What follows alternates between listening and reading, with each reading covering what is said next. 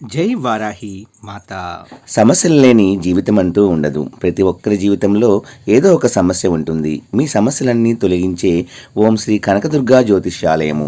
విద్య, ఉద్యోగం, ఆర్థిక, కుటుంబ సమస్యలు, ప్రేమ, పెళ్లి సమస్యలు, వ్యాపార సమస్యలు, ఇలా ఏ సమస్యకైనా పరిష్కారం చెప్పబడును. అలాగే స్త్రీ పురుష వశీకరణము ప్రత్యేకంగా చేయబడును. Phone number 6302400814. మరియు ఏ ఇతర సమస్యలకైనా సరే శక్తి పూజలు చేసి పరిష్కారము అనేది చూపబడును. యంత్రాలు కూడా ఇవ్వబడును. మీరు ఎక్కడెక్కడో జ్యోతిష్యం చెప్పించుకొని నిరాశ చెంది ఉన్నారా? అయితే ఒక్కసారి ఈ గురువు గారికి కాల్ చేయండి. Phone number 6302400814. జై వారాహి మాత. Welcome to my channel. ఈరోజు అమ్మవారితోనే పాచికలాడి ఆదిశంకరాచార్యులు శ్రీచక్రంలో అమ్మవారిని కూర్చోబెట్టిన గనుడు. ఈ కథ వినిపించినా కూడా కోటి జన్మల పుణ్యఫలము. పార్ట్ 1 మనము ఈరోజు తెలుసుకుందాము. మధుర మీనాక్షి అమ్మవారి ఆలయంలో శ్రీ ఆదిశంకరులు శ్రీచక్రం ప్రతిష్ఠించిన ఉదంతం. పంచశతశక్తి పీఠాల్లో మధుర మీనాక్షి ఆలయపీఠము ప్రముఖమైనది. మీనముల వంటి చక్కని విశాల నేత్రాలు, ఒకే ఒక మరకత శిలతో అమ్మవారి విగ్రహము చెక్కబడింది.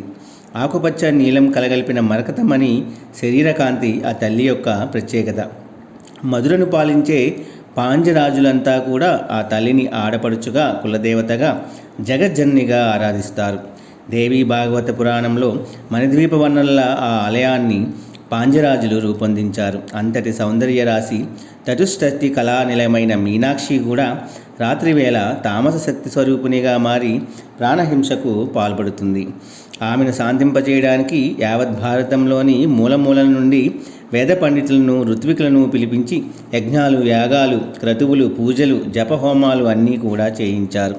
వారు పూజలు చేస్తుండగా వారిని కబలించేసింది మీనాక్షి.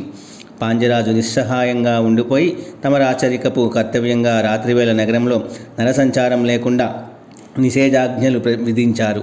సంధ్యా సమయానికల్లా ప్రజలంతా తమ తమ పనులన్నీ పూర్తి చేసుకొని రాత్రి కాగానే ఎవరి గృహాల్లో వారు బందీలుగా మారిపోయారు.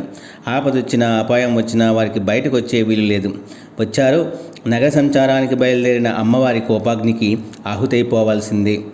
క్షేత్రపాలకుడు, మీనాక్షి హృదయేశ్వరుడు అయిన సుందరేశ్వరుడు కూడా ఈ జరుగుతుందంతా సాక్షిభూతునిలా చూస్తూ ఉండిపోయారు. తన దేవేరి యొక్క తామస ప్రవృత్తిని మాన్పించడానికి తన అంశతో ఒక అవతార పురుషుడు జన్మించాలి. అప్పటిదాకా మౌనం వహించి తీరాల్సిందే తప్ప మరేమీ చేయడానికి లేదని నిర్ణయించుకున్నారు ఆ బోళాశంకరుడు. తన శరీరంలోని అర్ధభాగమైన ఈశ్వరుని అవమానపరిస్తే తనను తాను అవమానపరుచుకోవడమే అవుతుంది. బాహ్యలోకానికి ఆమెను చులకన చేసినట్లవుతుంది. ఎలా? కాలము విచిత్రమైంది. ఏ సమయంలో ఏ ప్రాణికి ఏ శిక్ష, ఏ పరీక్ష, ఏ దీక్ష, ఏ సమీక్ష ప్రసాదించాలో ఒక్క మహాకాలుడికే ఎరుక.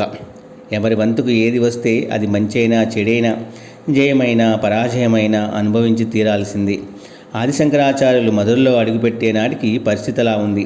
పాండ్యరాజు ఆదిశంకరులను అత్యంత భక్తి శ్రద్ధలతో స్వాగతం పలికి తన అంతఃపురంలో సకల సేవలు చేశాడు.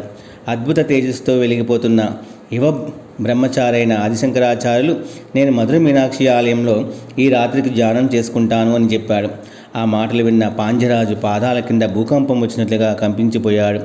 వద్దు స్వామి, మేము చేసుకున్న ఏ పాపమో, ఏ శాప ఫలితమో చల్లని తల్లి, కరుణారస సౌందర్య లహరి అయిన మా మీనాక్షి తల్లి రాత్రి సమయంలో తామస శక్తిగా మారి కంటికి కనిపించిన ప్రాణినల్లా బలి తీసుకుంటూ ఉంది. అందుచేత అంతఃపురంలోనే మీ ధ్యానానికి ఏ భంగము రాని విధంగా సకల ఏర్పాట్లు చేయిస్తాను. మీరు ఆలయంలోకి రాత్రివేళ అడుగు పెట్టవద్దు. అసలు అంతఃపురం నుండి బయటికి ఎవరూ వెళ్ళరు. పొరపాటుగా బయటకు వస్తే వారు మరునాటికి లేనట్టే లెక్క అని పాండ్యరాజు వేడుకున్నాడు. ఆదిశంకరాచార్యులు పాండ్యరాజును శతవిధాలా సమాధానపరిచాడు.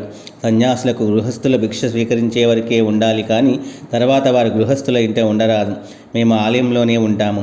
జగన్మాత అయిన మీనాక్షి అమ్మవారిని మనసారా ధ్యానం చేసుకుంటే తప్ప నాకు సంతృప్తి కలగదు. అడ్డు చెప్పవద్దు అన్నారు. పాండ్యరాజు హఠాత్తుడయ్యాడు.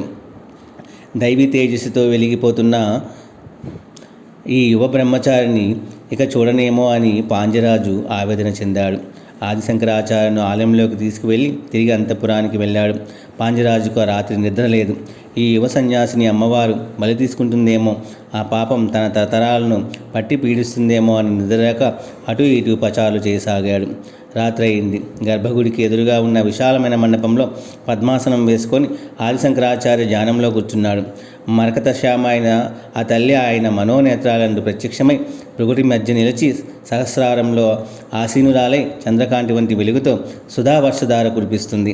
ఆ సమయంలోనే ఆలయంలోని గంటలన్నీ వాటంతాగే మోగసాగాయి.